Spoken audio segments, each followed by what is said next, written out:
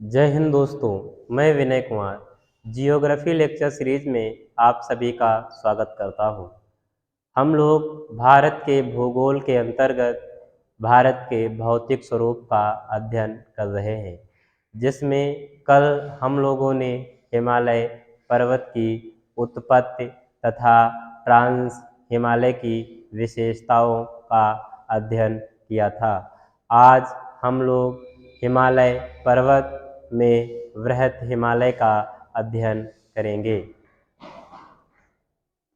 यहाँ पर हिमालय का एक चित्र दर्शाया गया है, जिसमें डार्क रेड लाइन के रूप में वृहत हिमालय को इंगित किया गया है।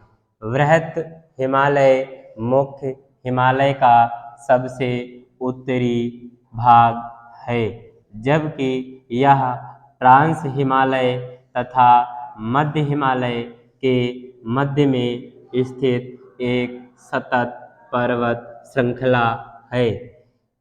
वृहत हिमालय की उत्पत्ति इयोसीन काल में इयोसीन भूसन्नति से हुई थी। वृहत हिमालय की पश्चिम से पूर्व तक टोटल लंबाई लगभग 2400 किलोमीटर है, या इसको हम इस तरह से भी कह सकते हैं कि वृहत हिमालय सिंधु नदी के गार्ज से लेकर पूरब में ब्रह्मपुत्र नदी के गार्ज तक लगभग 2400 किलोमीटर लंबा है। इसकी औसत चौड़ाई लगभग 25 किलोमीटर है तथा वृहत हिमालय की औसत ऊंचाई लगभग 6100 मीटर है, जो कि सागर तल से है। वृहत हिमालय के अंतर्गत कुछ प्रमुख चोटियां हैं, जो संसार की सबसे ऊंची चोटियों में गिनी जाती हैं।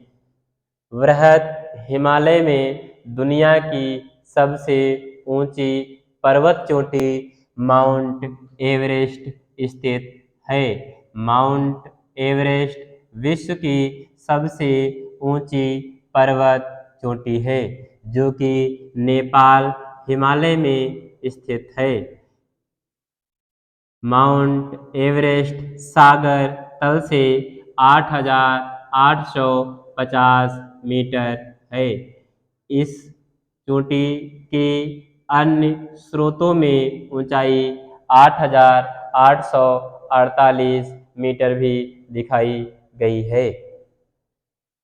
हम देखते हैं कि वृहत हिमालय की माउंट एवरेस्ट चोटी के दाहिने या पूरब में एक मकालू चोटी है, जिसकी सागर तल से ऊंचाई 8,481 मीटर है। और मकालू के थोड़ा पूरब में जाएं तो यहाँ पर एक कंचनजंगा नाम की चोटी है, जो कि नेपाल तथा भारतीय राज्य सिक्किम की सीमा पर अवस्थित है। यह चोटी सागर तल से 8,598 मीटर ऊंची है। इसकी सबसे बड़ी विशेषता यह है कि यह हिमालय में स्थित भारत की सबसे ऊंची पर्वत चोटी है, जबकि केटो भारत की सबसे ऊंची चोटी है, जो कि ट्रांस हिमालय में स्थित है। इस प्रकार से हमने देखा कि भारत की सबसे ऊंची चोटी केटू है, लेकिन भारत की सबसे ऊंची चोटी जो हिमालय में स्थित है वह कंचनजंगा है।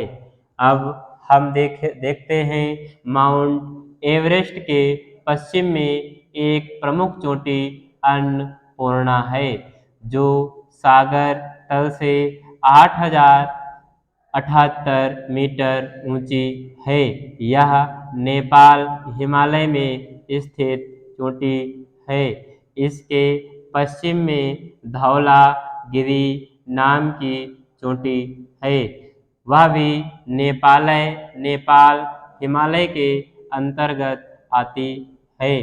इसकी ऊंचाई सागर तल से 8,172 मीटर है। इसके बाद हम लोग देखते हैं कि यह एक नंदा देवी नाम की चोटी है। दोस्तों, यह चोटी उत्तराखंड राज्य में स्थित है। इस चोटी को कई बार वनडे एग्जाम तथा अन्य एग्जामों में पूछा जा चुका है। साथ ही हम लोग देखते हैं कि वृहत हिमालय के सबसे पश्चिम में नागा पर्वत नाम की चोटी स्थित है जो कि सागर तल से 8,126 मीटर ऊंची है तथा इस वृहत हिमालय की सबसे पूर्वी चोटी नामचा बरवा है जो कि सागर तल से 7,756 मीटर ऊंची है। यह दुनिया की सबसे ऊंची पर्वत श्रृंखला है। इसकी ऊंची ऊंची चोटियों पर बर्फ जमा रहता है।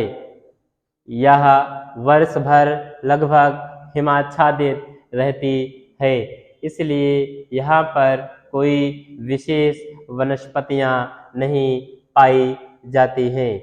हाँ, इसके निचले हिस्सों में लाइकेन तथा अन्य विशेष वनस्पतियाँ विद्यमान हो सकती हैं। वृहत हिमालय हिमाच्छादित होने के कारण यहाँ पर कुछ प्रमुख दर्रे हैं जिनसे एक स्थान से दूसरे स्थान को पहुँचने के लिए इनका प्रयोग किया जाता है। दर्रे एक प्रकार के पर्वतों पर स्थित रास्ते होते हैं। वृहत हिमालय में स्थित प्रमुख दर्रे हैं, उनके नाम कुछ इस प्रकार से हैं। जैसा कि हम लोग देख रहे हैं, जम्मू कश्मीर में दो प्रमुख दर्रे हैं जो वृहत हिमालय में स्थित हैं। एक वर्जिल दर्रा है तथा दूसरा जोजिला दर्रा है तथा इसके बाद हिमाचल प्रदेश में दो प्रमुख दर्रे हैं जो कि वृहत हिमालय में स्थित हैं। एक दर्रा बाड़ालाचा है तथा दूसरा दर्रा सिपकिला दर्रा है। फिर इसके पूरब में जाने पर उत्तराखंड राज्य में पहुंचते हैं। उत्तराखंड राज्य में वृहत हिमालय पर 3 प्रमुख दर्रे हैं जिनमें माना दर्रा, नीति दर्रा तथा लिपुलेख दर्रा प्रमुख हैं।